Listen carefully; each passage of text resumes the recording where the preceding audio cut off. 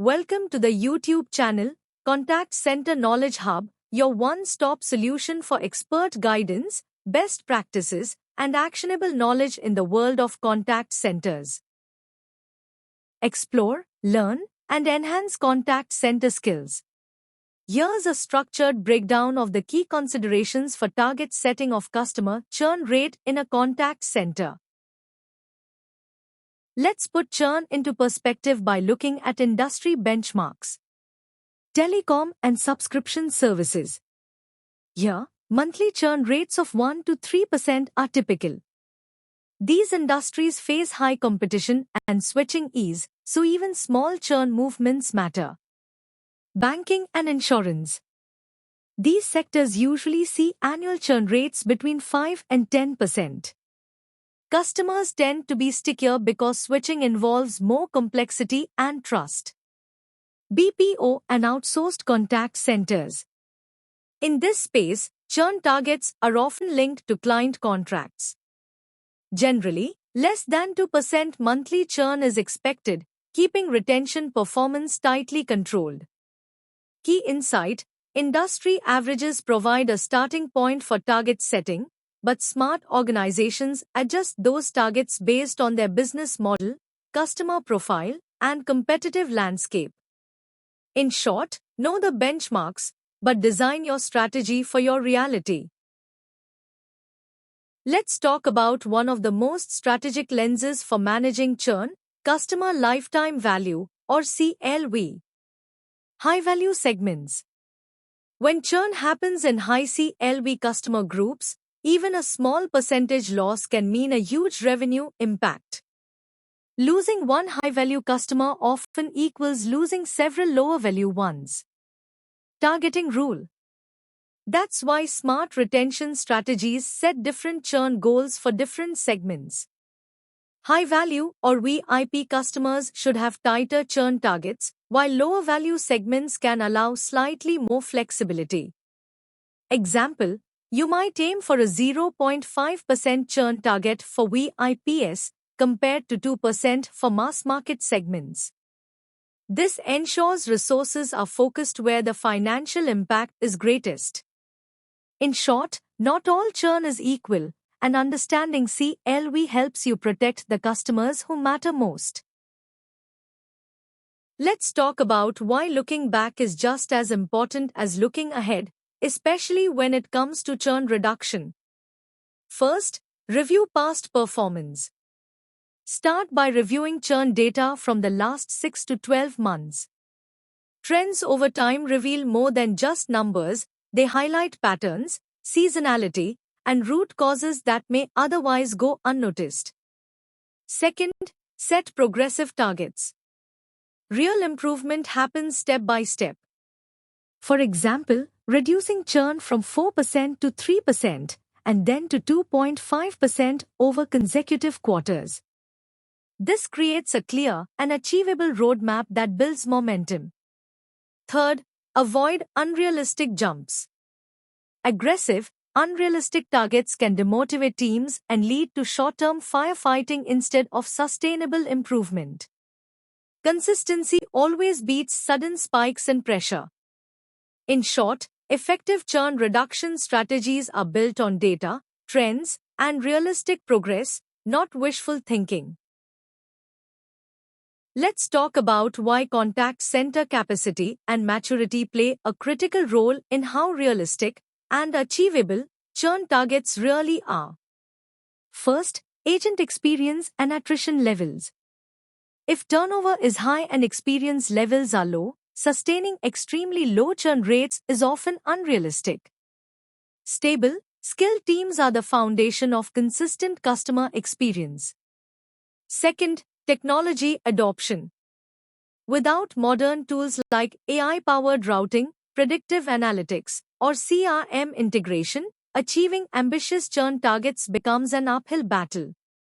Technology isn't just an enabler, it's a multiplier of impact.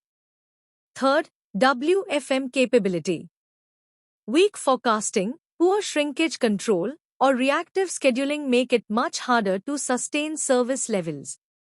And when service slips, churn often follows. In short, churn targets must match operational maturity. Ambition is good, but alignment between people, technology, and WFM capability is what turns goals into results. Let's talk about why churn targets can't live in isolation.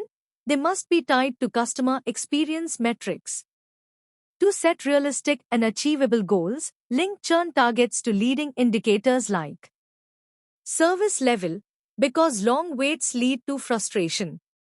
First call resolution, because unresolved issues drive repeat contacts and dissatisfaction.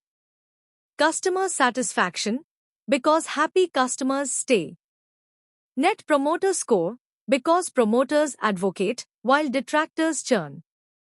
Example, if your CSAT is sitting below 75%, aiming for a churn target below 2% is unrealistic. The experience simply doesn't support that level of retention. In short, churn isn't just a number, it's the effect. Experience metrics are the cause. Strong customer experience performance is what makes low churn possible. Let's talk about how competitive pressures shape churn targets and retention strategy. First, market dynamics. In markets where competitors are aggressive with pricing, promotions, or added value, customer loyalty can be fragile. Even satisfied customers may switch for a better offer. In these situations, some level of churn tolerance may naturally be higher. Second, market churn elasticity. Target setting must factor in how easily customers can switch providers, what we call market churn elasticity. The easier it is to switch, the more realistic and flexible churn targets need to be. In short, competitive pressure isn't just a background factor, it directly shapes how we set, measure, and sustain churn goals. Let's talk about one of the most important realities of churn management, the cost-benefit balance. First, investment versus retention. Reducing churn doesn't happen for free. It often requires higher investment in staffing, better training, improved technology, or loyalty programs that keep customers engaged. Second, financial sustainability. Churn targets must be financially sustainable. The cost of retaining customers should always be balanced against the revenue being protected. Overinvesting can hurt margins, while underinvesting can drive churn. Both are costly. In short, smart retention strategies find the sweet spot where every rupee or dollar spent delivers measurable returns in customer loyalty and long-term revenue. Let's talk about a critical factor in churn management, especially in BPO and outsourced environments, contractual and SLA commitments. First, churn-linked penalties and bonuses. Many client contracts include churn-linked performance clauses. This means that if churn exceeds agreed thresholds, it can lead to penalties, but meeting or beating targets can unlock bonuses and incentives. Second, target alignment. Churn reduction targets must be aligned with contractual SLAs. Missing these targets isn't just an operational issue, it's a financial and reputational risk. In short, in a BPO setup, churn isn't just a customer experience metric, it's a contractual obligation. Meeting targets protects both client trust and commercial outcomes.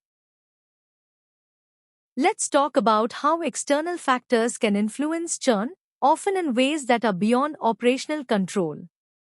First, macroeconomic conditions. During periods of inflation or recession, customers become far more price sensitive. Even satisfied customers may switch to lower cost options, driving churn upward despite stable service levels. Second, regulatory policies. Changes in regulations, like easier number portability in telecom or simplified switching rules in other industries, can naturally increase churn, regardless of internal performance.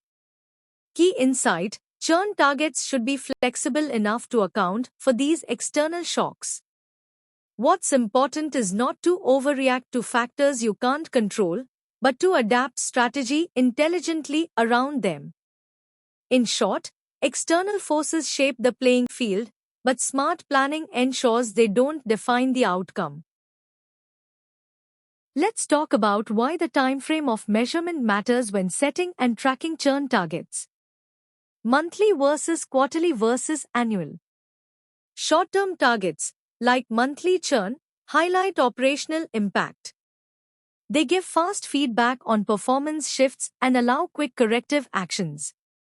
But long-term targets, quarterly or annual, reflect strategic stability.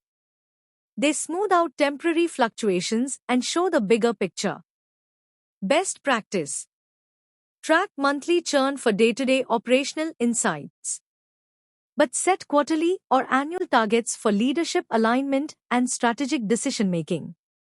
This creates balance, tactical agility paired with long-term vision.